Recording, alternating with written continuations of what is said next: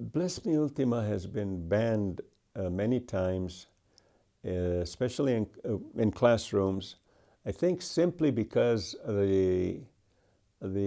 sometimes a parent doesn't understand the novel. They haven't read it. There's been cases where school boards or parents have asked to ban the novel. It turns out they just haven't read it. They pick words or a phrase or here or there, a paragraph. But I'm glad to say that in every instance where censorship of the novel has happened, every instance that I know of, the community, parents, families have gone to the schools and said, look, this is our literature, this is important literature, and you can't ban because you pick a word or two or a paragraph. And in every case that I know of, the banning has been overturned. In the 60s, I started writing Bless Me Ultima. And I would write, I was teaching school and I would write at night.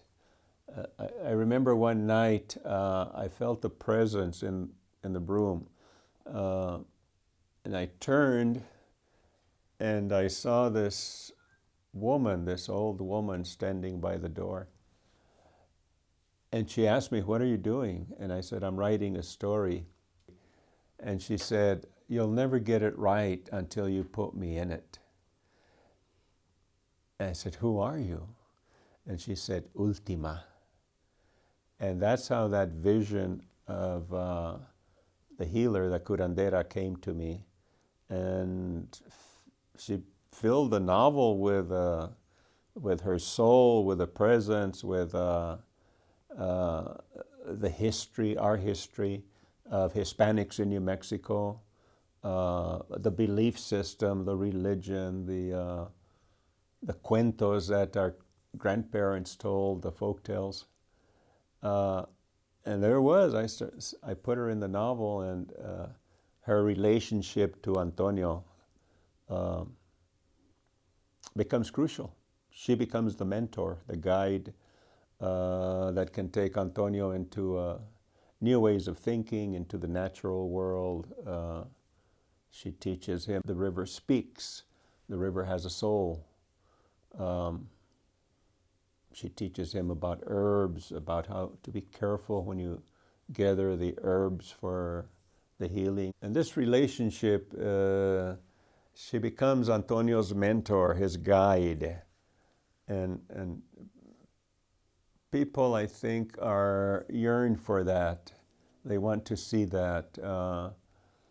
We have too many books and too many movies where it's just all, I call it explosions and truck wrecks and these fantastic fires and what have you. And people yearn for a more basic story. In Bless Me Ultima, it's the relationship of the boy and Ultima. In the novel, there's a very important part of the novel is that one of the uncles sees 3 witches doing a ceremony at night at the river, and then they put a curse on him, put a curse on the uncle. And the family goes to the priest and he can't help. The family goes to the doctor at another town and the doctor can't help. And so they come to Ultima, who they know is willing to help and has some knowledge of how to lift a curse. And that becomes a very crucial part of the novel. And some people object to that. I don't know why. Since Harry Potter and everything else, you wonder why they still pick on the novel. From the very beginning, there were bannings of the novel in schools.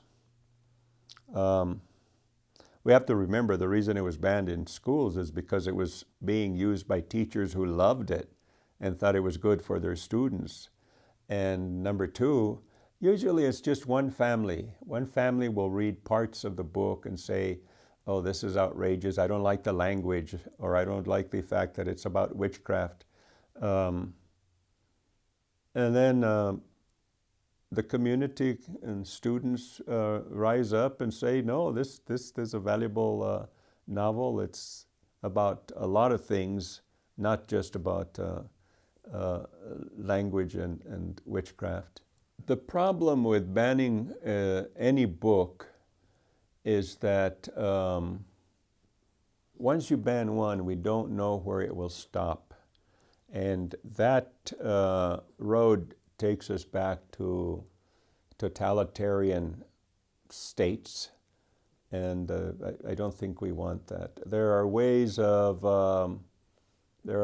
in schools of preparing students for what they read and discussion, and even bringing parents in so that it's open and students can be challenged by reading all sorts of books.